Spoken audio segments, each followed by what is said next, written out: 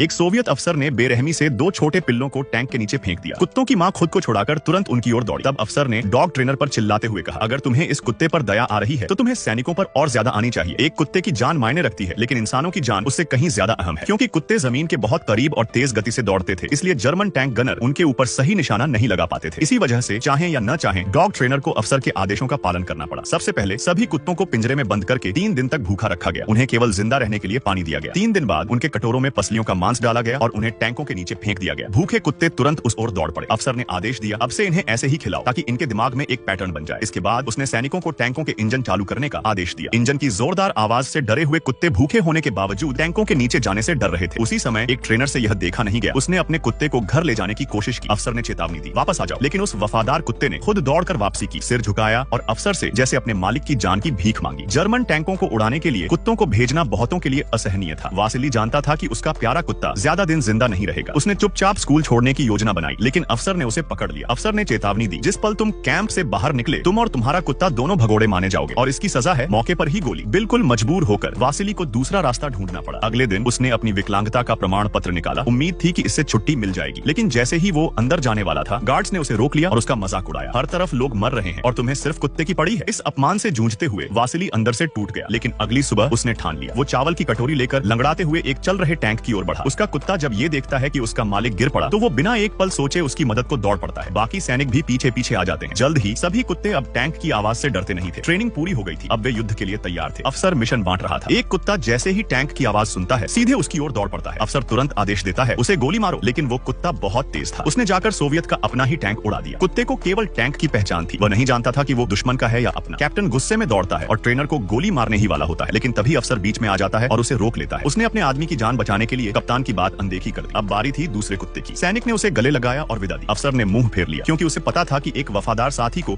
अलविदा कहना कितना तकलीफदेह होता है। उसने मुट्ठियां भींच ली और चुपचाप प्रार्थना करने लगा। कुत्ता अपने मालिक के आदेश पर बिना किसी हिचक के दुश्मन के टैंक की ओर दौड़ा। सैनिक ने अपने प्यारे कुत्ते को धमाके में उड़ते देखा, लेकिन युद्ध अब भी जारी था।